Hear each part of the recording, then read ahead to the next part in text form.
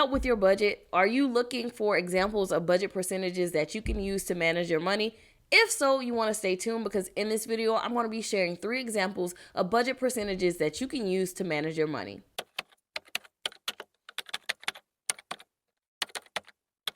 Hey guys, it's Fo from MamaAndMoney.com, where I teach you how to make and manage money to become financially free. So the first budget percentage that I'm going to share with you is Dave Ramsey's budget percentage. Now, if you don't know who Dave Ramsey is, he is very popular and well known in the personal finance space, particularly around paying off debt. And I actually leveraged Dave Ramsey's method to pay off over $78,000 in student loans. So I'll leave a link to that video in the cards above. But nonetheless, he does have a recommendation for how you can budget your money based on percentages. So let's dive into his recommendation. So right off the bat, Dave recommends 10% of your income, your monthly income, or however often you're budgeting, going to giving. Now, for me and my family, that means 10% of that will be tithes that we actually give to our church. But if you want to start off with a budget percentage, 10% to giving will be the first thing that's listed under his recommendation. Now, right after giving, he recommends 10% of your income then goes to savings. So that could be in your retirement savings, that could be in a personal savings account, that could be in some investment account. Whatever your choice is, there needs to be some money in your budget allocated for saving. And his recommendation is 10%. Now, the next budget category is food.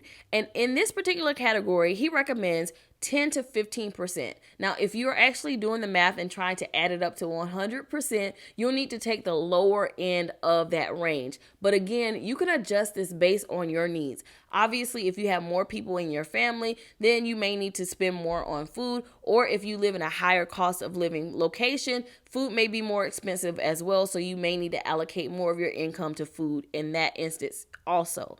Nonetheless, his range is 10 to 15%. But again, if you're trying to do the math, you're always going to take the lower end of the range for these percentages. Now, comment below and tell me exactly which budget category are you spending the most money in. Next, there's utilities. Now, this is stuff like your light bill, gas, electricity, all those things that you need to actually run your home on a daily basis. And for this, he recommends 5 to 15% of your income. Now, again, the cost of this is going to depend on where you live, how big your home is, what you're actually doing in your house. Like, are you leaving the lights on all day? All that varies. So this is a range that you can expect for your utilities to fall in or for you to try to stay under. And if you're trying to stick to his budget percentages, then you want to make sure when you're looking at your monthly expenses that it falls within that range. And if it's outside of it, meaning that it's more than this range, you may want to figure out ways that you can reduce it. So 5 to 15% goes to utilities. Then there's housing. Now, housing for most people is going to be the most expensive expense that you have in your budget. So that could be your rent, that could be your mortgage, that could be HOA fees, anything related to housing, like having a home or renting an apartment or renting a home, right? So for this particular line item, he allocates 25% of your income. Again, it's going to be one of your larger expenses, so you do want to make sure you have enough money set aside to cover those housing expenses. The next line item is transportation, and for this, the percentage is 10%. Now, for transportation, that could be your car payment, or if you don't own a car, that could include public transportation costs or shared rides, whatever means of transportation that you have to get from point A to point B. But you would allocate 10% of your income to transportation. Now, I know for a lot of people, this actually may sound shocking because your car payment might exceed 10%. If that's the case, you may want to check it and see whether or not you should be looking at a car that's less expensive. Now, we're in a current time where car prices are tremendously inflated, but you want to keep in mind that this needs to be a minimal expense in your budget and not something that's going to take up the majority of your income. At a range of 5 to 10% is health. So these are your healthcare costs. So whether that's insurance or money that you're putting aside in a tax advantage account, maybe an FSA or an HSA, or it could be money that you are paying out of pocket for medical expenses. In this case, it's 5 to 10% of your income that you're allocating to health expenses. Now, along the lines of health is also insurance. And for this line item, it is 10 to 25%. Now, insurance could include life insurance. It could include additional health insurance, auto insurance, renter's insurance, home insurance. Like, how many insurance policies do we need to have as adults?